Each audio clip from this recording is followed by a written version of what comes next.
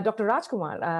Mr. Rajkumar, he's intensive care doctor, and he's also the deputy head of the critical care medicine at Mehta Hospital.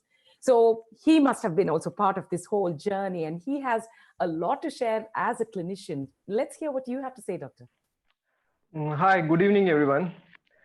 It's really a pleasure to be here with you.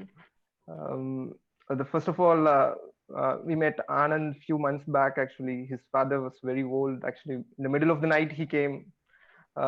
We took care of him, and it's very happy to hear from a patient side that thanking a doctor.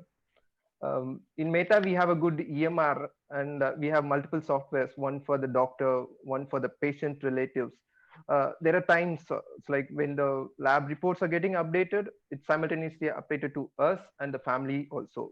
There are times when I'm engaged in some other patients, the family themselves come and tell, it's like, see, this is my loved one's report. What is the next plan you are having? That's really, it's like, if even I'm busy, someone else is there to take care of the patient. That's the kind of the thing technology is playing here.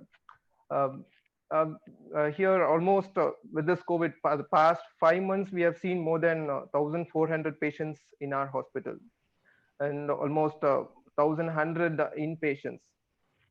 In this scenario, actually, with the crisis which we face, the shortage of healthcare workers, the fear of joining in, it's like we can't recruit new intensivists or new staff nurse at this point.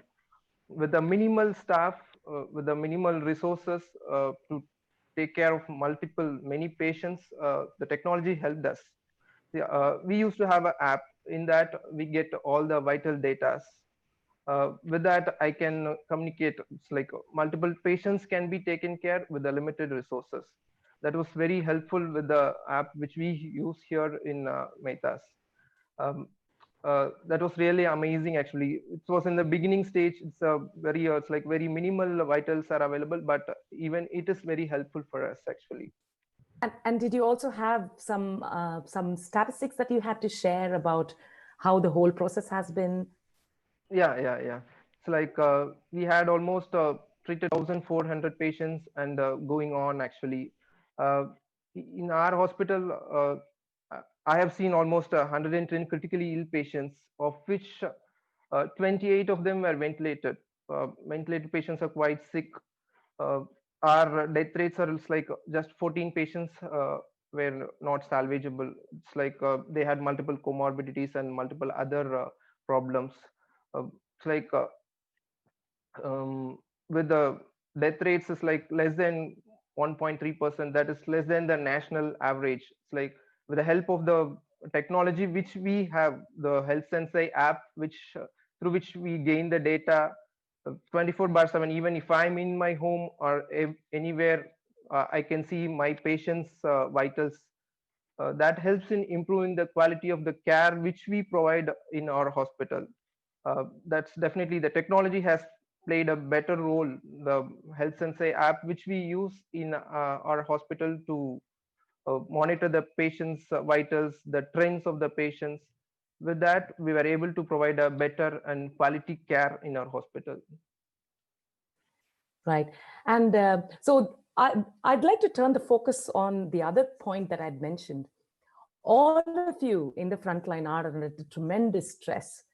How much of a stress has this and how brought about, and how are you all coping with it? So do you have enough resources? How do you cope?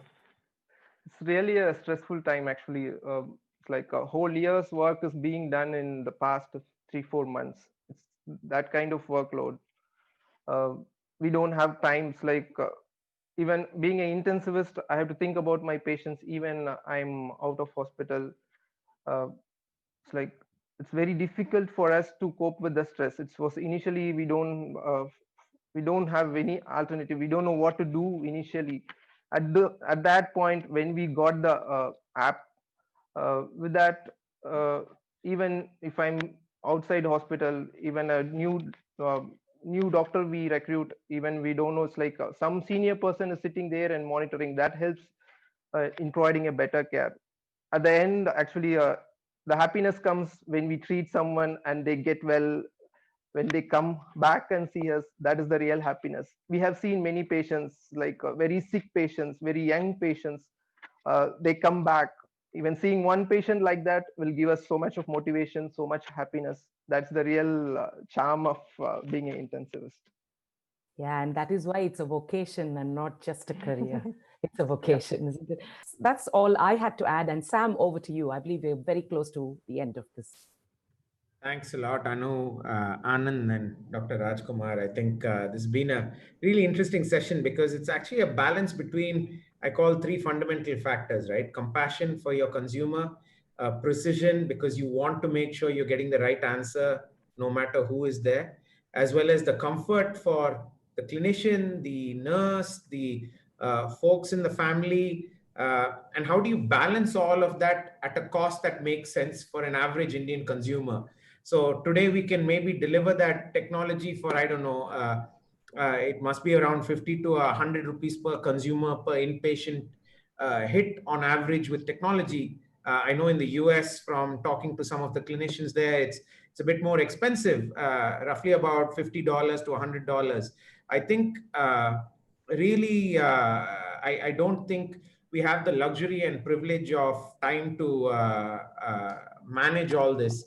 So I think if we can manage this, that's the question that I have. And maybe the answer is not going to come through today, but between now and hopefully next CAHOTECH, wherever that is, because I think that announcement will come in 2 days.